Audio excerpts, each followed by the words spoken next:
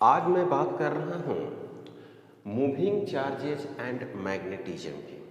Okay, current electricity हम लोगों ने लास्ट क्लास में ख़त्म कर दिया था। तो सबसे पहले इसमें पढ़ना है ओरेस्टेड कंसेप्ट पढ़ना है। ओरेस्टेड एक साइंटिस्ट है जिन्होंने मैग्नेटिक फील्ड के बारे में कंसेप्ट दिया था। मूविंग चार्जेस एंड मैग्नेटिज्म यानी कहने का मतलब है कि चार्ज के मोशन के वजह से मैग्नेटिक फील्ड क्रिएट किए जाएंगे यहाँ पर। तो ओरेस्टेड कंसेप्ट में ये कहता है कि अ current carrying wire produced magnetic field around us. एक जो करंट कैरिंग वायर है, अगर कोई करंट है ना ऐसे फ्लो कर रही है या इस तरह से फ्लो कर रही है या ऐसे फ्लो कर रही है किसी वायर में, तो वो वायर अपने आसपास में मैग्नेटिक फील्ड जनरेट करती है। इसका मतलब ये हुआ, यानी आप ये कह सकते हैं कि एक मूविंग चार्ज या एक current carrying wire magnetic field generate करती है। लिखा हुआ है कि when magnitude of electric current increase then magnetic field increase. और इनका ये बात कहना है कि अगर किसी करंट कैरिंग वायर में मैग्नीट्यूड ऑफ करंट बढ़ती है तो उसमें मैग्नेटिक फील्ड का मान भी क्या करता है, बढ़ता है। The space around a current carrying wire where magnetic needle shows deflection is called magnetic field. अगर कोई करंट कैरिंग वायर है तो उसके चारों तरफ है ना, चारों तरफ स्पेस में जहाँ तक कोई एक मैग्नेटिक नीडल को डिफ्लेक्शन शो करता हो, उस रीजन को, उस क्षेत्र को हम लोग बोलते हैं मैग्नेटिक फील्ड। यानी कहने का मतलब ये हुआ कि एक करंट कैरिंग वायर ले लीजिए, उसमें करंट बह रही है और उससे कहीं भी दूर पे एक मैग्नेटिक नीडल रखते हैं। मैग्नेटिक नीडल सिंपली एक मेटल का बना हुआ होता है जिसमें नॉर्थ पोल और साउथ पोल होता है। और मैग्नेटिक फील्ड या कोई भी मैग्नेट उसके आसपास में जाएगा तो वो नीडल क्या करती है, डिफ्लेक्शन शो करती है, मतलब कि नीडल हिलने लगेगी, है ना, मोशन में आ जाएगी नीडल। तो इसका मतलब ये होता है कि उस नीडल के आसपास है ना, चारों तरफ एक मैग्नेटिक फील्ड है। अब यहाँ पर मैंने क्या कर दिया कि यहाँ पर एक सेल लगा दिया है ना, जिसकी पोटेंशियल कितनी है, V है। इससे करंट I निकल रही है, रेजिस्टेंस है, और इस करंट कैरिंग ये करंट है, और इसके पास में मैंने एक मैग्नेटिक नीडल रखा। तो मैग्नेटिक नीडल क्या कर रहा है, डिफ्लेक्शन शो कर रही है। क्लियर है, मैग्नेटिक नीडल डिफ्लेक्शन शो कर रही है। तो यहाँ पे जो बात हो रही है कि मैग्नेटिक फील्ड कैसे प्रोड्यूस होगा, तो करंट कैरिंग वायर के वजह से हम लोग को मैग्नेटिक फील्ड कैलकुलेट करना है। इसमें ये बात लिखा गया है कि जितने ज़्यादा है ना करंट का मान बढ़ेगी, जितने ज़्यादा होगी उतने ही ज़्यादा मैग्नेटिक फील्ड भी होगी। तो मैग्नेटिक जो फील्ड है उसका सिंबल देते हैं हम लोग, मैग्नेटिक फील्ड का सिंबल है कैपिटल B, और ये है वेक्टर क्वांटिटी। क्या ये वेक्टर क्वांटिटी, मैग्नेटिक फील्ड। इसकी जो यूनिट है, यूनिट वो है टेस्ला। इसकी यूनिट है टेस्ला, है ना, टेस्ला लिखते हैं हम लोग। इसका सिंबल देते हैं capital T। Magnetic field it is vector quantity, it is vector quantity, it is vector quantity produced। कैसे प्रोड्यूस होती है, produced by current carrying wire, current carrying wire over और moving charge, moving charges. Okay, vector quantity हो गई, unit इसका tesla हो गई, और produced by current carrying wire moving. Denoted by ऐसे, denoted by dot and cross. इसको denoted करते हैं डॉट से। जैसे मान लीजिए कि सपोज दैट कि मैग्नेटिक फील्ड का डायरेक्शन है, अगर मान लेते हैं कंसीडर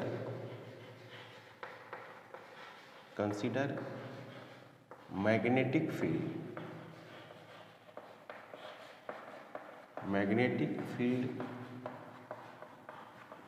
along जेड एक्सिस। आप मान लीजिए कि मैग्नेटिक फील्ड कहाँ है, उसकी डायरेक्शन है, consider magnetic field along Z axis. जब मैग्नेटिक फील्ड जेड एक्सिस होगी तो आप इसको ऐसे लिखेंगे, जैसे माने कि ये वाई है और ये क्या है, एक्स है और ये है जेड। अब ये जेड किधर है, आपके तरफ है ना, इधर एक्स हो गई, इधर वाई हो गई, इधर जेड। तो ये जेड किधर है, आपके तरफ है। तो जेड में अब ऐसे लिखेंगे, जैसे बी है और के कैप है। तो इसका जो सिंबल देंगे ना वो डॉट से ऐसे देंगे और यहाँ पर डॉट दे देंगे, है ना, डॉट। और बी जो है अगर अंदर की तरफ रहेगा, ये हो गया के, ये हो गया क्रॉस, है ना। यानी कहने का मतलब है कि मैग्नेटिक फील्ड बी अगर किधर हो, आपके तरफ हो, है ना, अगर आपके तरफ हो तो यहाँ पर हो गया डॉट। अगर मैग्नेटिक फील्ड अंदर के तरफ हो तो हो गया क्या, क्रॉस। कहने का मतलब है कि मैग्नेटिक फील्ड का हम लोग जो कंडीशन है वो डॉट और क्रॉस से दिखाएंगे, है ना। इसको लिखते हैं क्या, डॉट, इसको लिखते हैं क्रॉस। क्रॉस और डॉट से दिखाया जाएगा, जिधर भी हो, है ना। इसी तरह से हम लोग दिखाते हैं। जो पेज के, ये मान लीजिए कि पेज है, पेपर है, तो पेज के बाहर रहेगा, बाहर की तरफ रहेगा तो डॉट, और अंदर की तरफ रहेगा तो क्रॉस, ठीक है ना। मैग्नेटिक फील्ड अंदर की तरफ रहेगी तो क्रॉस हो जाएगी और बाहर की तरफ रहेगी तो डॉट हो जाएगी। अब ये यहाँ पे ये आपको नहीं सोचना है कि मैग्नेटिक फील्ड कहाँ से आया है, क्योंकि स्टार्टिंग में आपको ये नहीं पढ़ना है कि मैग्नेटिक फील्ड कैसे प्रोड्यूस की जाती है ना। किसी वायर के चलते मैग्नेटिक फील्ड क्या होगी, किसी करंट कैरिंग वायर में अगर सर्कुलर है तो क्या होगी, स्ट्रेट है तो क्या होगी, फाइनाइट होगी तो क्या होगी, मल्टीपल वायर होगी तो क्या होगी, इसको बाद में हम लोग पढ़ेंगे। पहले हम लोग पढ़ते हैं क्या, मैग्नेटिक फोर्स, है ना। फोर्स के बारे में हमें क्या,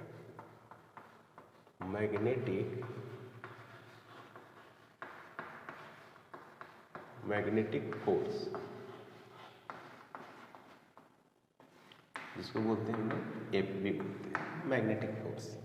तो इसमें क्या है, पहले देखिएगा, इसमें देखिए क्यू जो है चार्ज है, चार्ज ऑफ पार्टिकल है, Q charge of particle.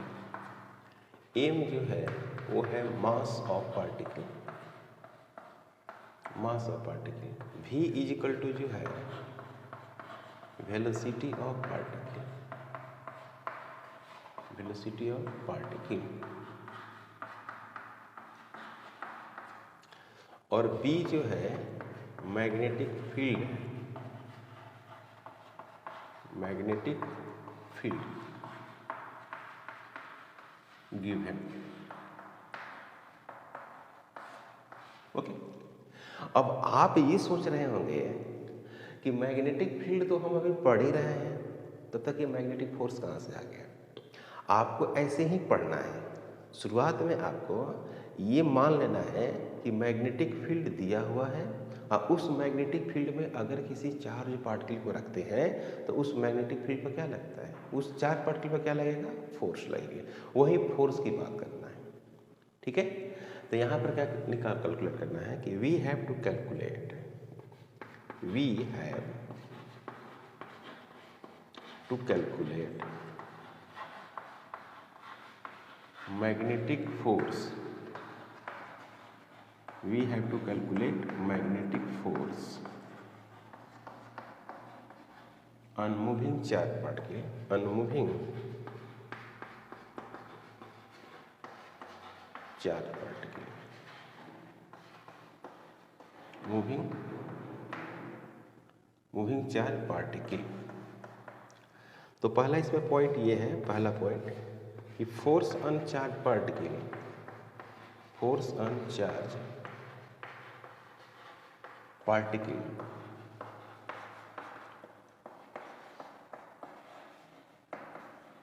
Directly proportional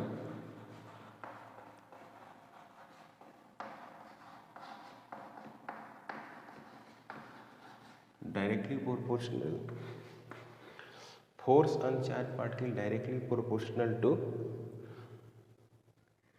force on charge particle directly proportional to electric charge,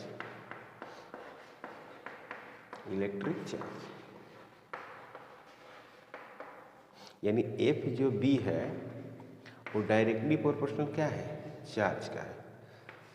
दूसरा, ये पहला है। दूसरा, जो फोर्स मैग्नेटिक फोर्स है वो डायरेक्टली प्रोपोर्शनल क्या है, बी है। जितने ज़्यादा मैग्नेटिक फील्ड होगा, सेम ऐसा ही लिखना है, force on charge particle directly proportional to electric charge. यहाँ पर लिख रहा है क्या, force on charge particle is directly proportional to the magnetic field. यहाँ पर लिख दिया पूरा language, force on charge particle, force on charge particle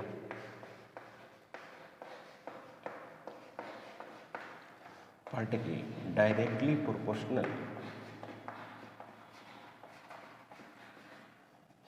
force on charge particle directly proportional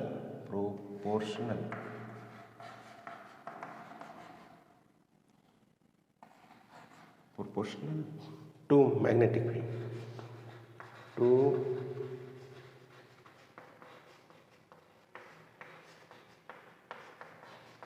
magnetic field FP। और ये हो गया फर्स्ट। क्लियर है यहाँ तक? हम क्या कर रहे हैं, मैग्नेटिक फोर्स की बात कर रहे हैं। मतलब कि अगर यूनिफॉर्म मैग्नेटिक फील्ड दिया हो, उसमें हम किसी चार्ज पार्टिकल को अगर मोशन कराते हैं तो उस चार्ज पार्टिकल पर एक फोर्स लगेगी, उसी फोर्स की हम लोग बात करने वाले हैं। क्लियर? Q है चार्ज ऑफ पार्टिकल, M है जो है मास ऑफ पार्टिकल, V है वेलोसिटी ऑफ पार्टिकल और B जो है मैग्नेटिक फील्ड है जो गिवन रहेगा। We have to calculate magnetic force on moving charge particle. हमको क्या करना है, मैग्नेटिक फोर्स कैलकुलेट करना है अगर कोई चार्ज पार्टिकल मोशन में है तो। क्लियर? तीसरा पॉइंट है magnetic force on charge particle, magnetic force on charge particle, magnetic force on charge particle directly proportional,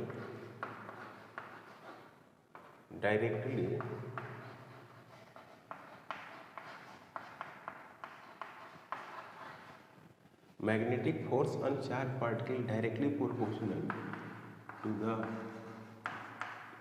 v sin theta, v sin theta यानी f जो b है वो directly proportional v sin theta. और v sin theta ही क्यों, v cos theta क्यों नहीं, आगे हम चर्चा करेंगे इसके बारे में। ओके, तो ये हो गया आपका थर्ड। तो from first, second and third, F B directly proportional Q B V और sine theta, Q V B sine theta, इसकी हो गया क्या, डायरेक्टली प्रोपोर्शनल। तो आप क्या लिखोगे, आप क्या,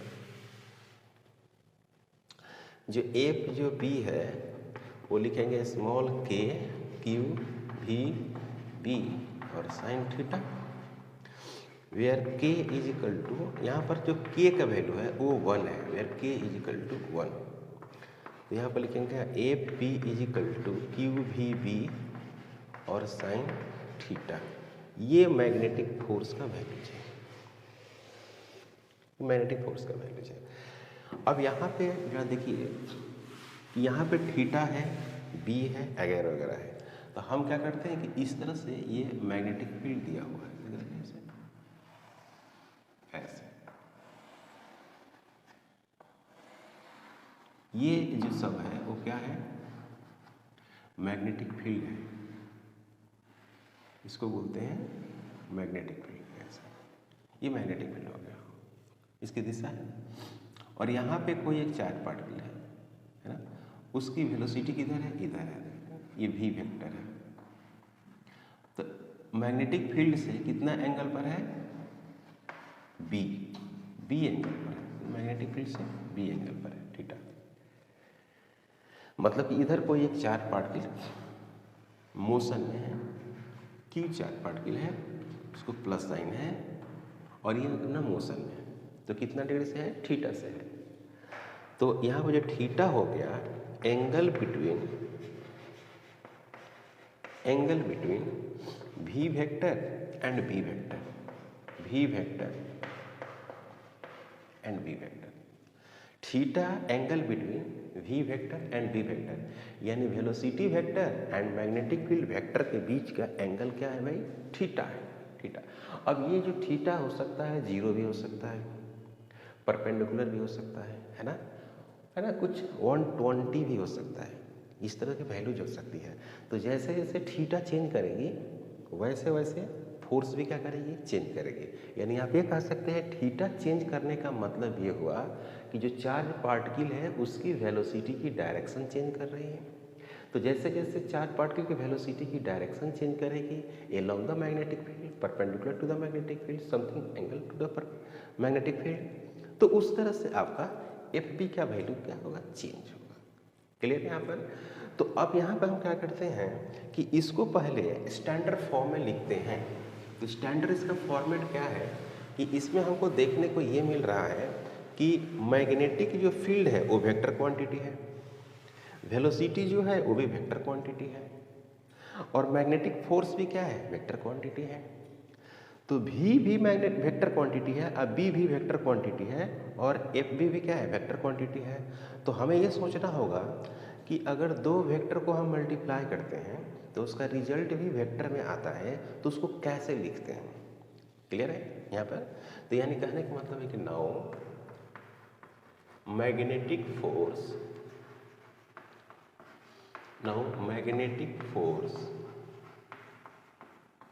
इन vector form,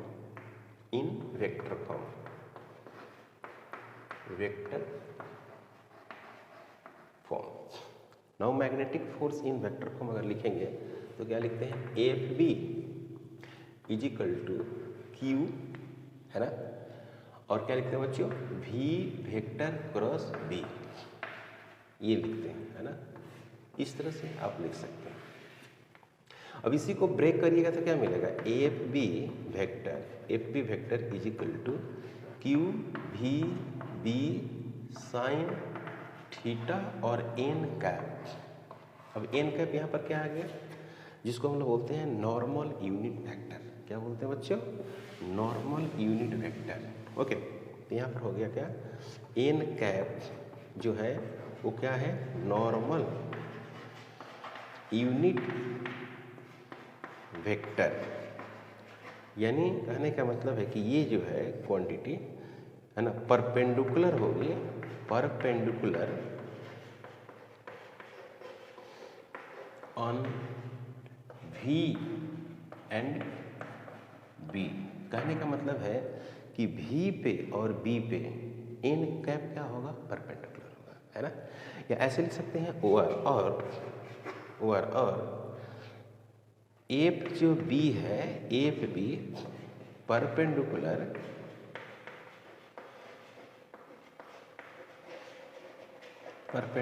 on V and B।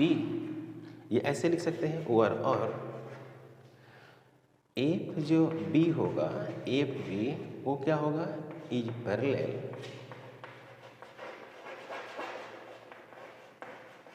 Parallel to N cap. F जो बी है ये बहुत इंपॉर्टेंट है यहाँ पर थोड़ा सा, क्योंकि क्रॉस प्रोडक्ट जहाँ पे आता है, जहाँ जहाँ क्रॉस प्रोडक्ट आता है वहाँ वहाँ पे बच्चों को कठिनाई साबित होती है, मतलब कि कठिन लगता है कि ये कठिन है। तो मैंने लिखा है कि एफ बी बराबर क्यू भी क्रॉस डी लिख दिया, एफ बी बराबर Q V B sine theta N cap लिख दिया। तो एन कैप जो हो गया वो नॉर्मल यूनिट वेक्टर हो गया।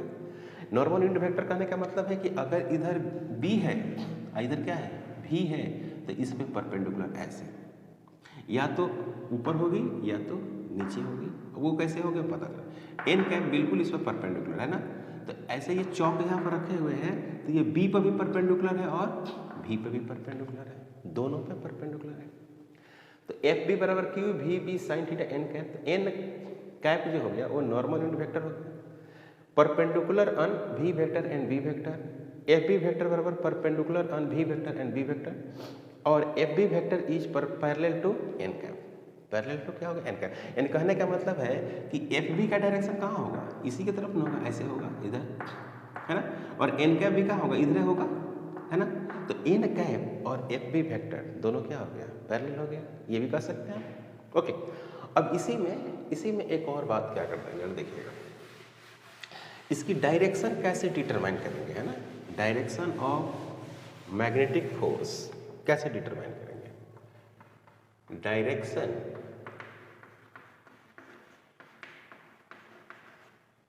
डायरेक्शन ऑफ मैग्नेटिक फोर्स कैसे डिटरमाइन किया जाएगा। तो एक तो बात यहाँ पर ये है कि क्रॉस प्रोडक्ट से डिटरमाइन कर सकते हैं, cross product of two vectors, इससे डिटरमाइन कर सकते हैं, है ना। जैसे मान लीजिए कि वेलोसिटी है v, वो किधर है, आई कैप के तरफ है, और जो b है b वो किधर है, j कैप के तरफ है, और चार्ज पार्टिकल जो है वो है पॉजिटिव, है ना। तो इसका मैग्नेटिक फील्ड आराम से आप कैलकुलेट कर सकते हैं, एफ बी इक्वल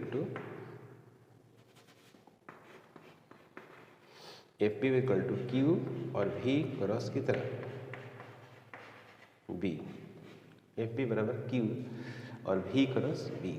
तो यहाँ पर क्या हो गया, v I cap across b J cap, q v और b आई अक्रॉस j। यहाँ पर क्या हो गया, q v क्रॉस b, यानी q हो गया, v हो गया, b हो गया, और कहाँ चला गया, k कैप की तरफ चला गया, देख रहे हैं k कैप। तो ये हो गया क्रॉस प्रोडक्ट से मैंने इसको रिजल्ट निकाल दिया। अब इसी में राइट हैंड, पहला तरीका ये है कि cross product of two vector से डिटरमाइन किया, ये वाले तरीका से डायरेक्शन। दूसरा है कि राइट हैंड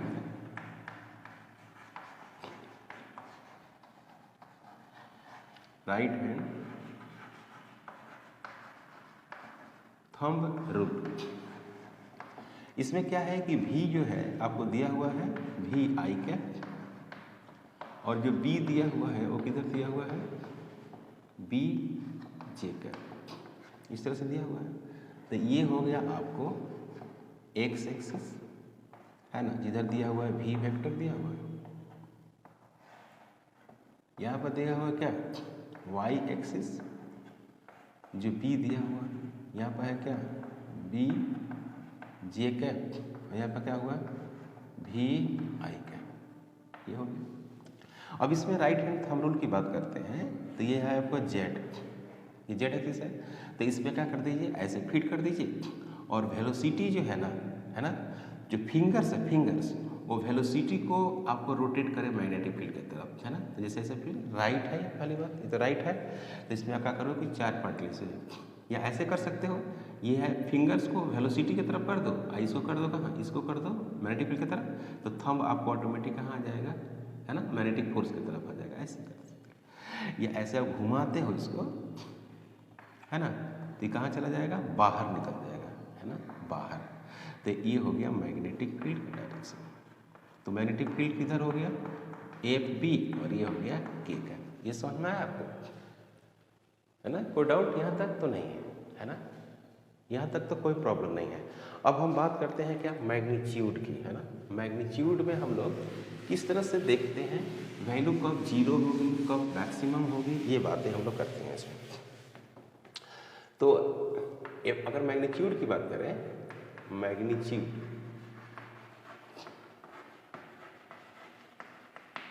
में पहला ये है कि अगर वी वेक्टर जो हो वो क्या हो, बी वेक्टर के पैरेलल हो, या जो वी वेक्टर हो वो क्या हो, बी वेक्टर के एंटी पैरेलल हो, या पैरेलल हो या एंटी पैरेलल हो, यानी थीटा इज इक्वल टू क्या हो, 0 डिग्री हो, यानी वेलोसिटी भी इधर और मैग्नेटिक फील्ड भी इधर, है ना भाई? ये मैग्नेटिक फील्ड है, इसी पे 4 पार्टिकल का क्या है, वेलोसिटी भी है, यहीं पे 4 पार्टिकल है, तो इस पे जो है कोई फोर्स नहीं लगेगा। एफ बी बराबर क्यू भी बी और साइन कितना 0, तो यहाँ पर हो गया 0, कोई फोर्स नहीं लगेगा। यहाँ पर लिखा गया है कि थीटा इक्वल टू कितना होनी चाहिए, 180 होनी चाहिए। तो मैं 4 पार्टिकल किधर हो, इधर, 4 पार्टिकल का वेलोसिटी हो इधर, तो इस केस में भी कोई फोर्स नहीं लगेगा। क्यों नहीं लगेगा, F B is equal to Q V B और साइन कितना 180, तो इसमें भी क्या होगा, फोर्स 0 होगा, यहाँ भी फोर्स 0। रीजन है कि साइन जो 0 है और जो साइन 180 है, इन दोनों का जो वैल्यूज होती है वो क्या होती है, 0 होती है। समझ में आ रहा है बात, नहीं आ रही है? कोई डाउट यहाँ तक?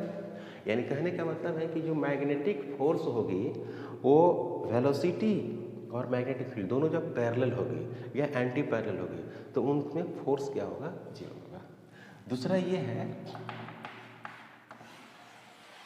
कि व्हेन वी वेक्टर परपेंडिकुलर हो किसके, बी वेक्टर के, तो यहाँ पर मैग्नेटिक जो फोर्स होगा वो मैक्सिमम हो जाएगा, क्यू वी बी और साइन क्या हो गया 90, तो यहाँ पर हो गया F B is equal to Q V और बी, ये हो गया मैग्नेटिक फोर्स। एफ बी बराबर क्यू वी बी, ये मैग्नेटिक फोर्स है और मैक्सिमम फोर्स है। ये फोर्स कैसा है, मैक्सिमम आता है। ओके, तो आज का क्लास में यहीं पे स्टॉप करता हूँ। नेक्स्ट क्लास से हम कंटिन्यू करेंगे, क्वेश्चन से स्टार्ट करेंगे और इसके और अच्छे अच्छे जो कंसेप्ट है उस पर हम लोग बात करेंगे। एक्सेलरेशन कैसे निकालेंगे, 2 डायमेंशनल में फोर्स कैसे निकालेंगे, 3 डायमेंशनल में फोर्स कैसे निकालेंगे। अगर आप हमारे चैनल पर नए हैं प्लीज़ सब्सक्राइब करें, शेयर करें। Thank you.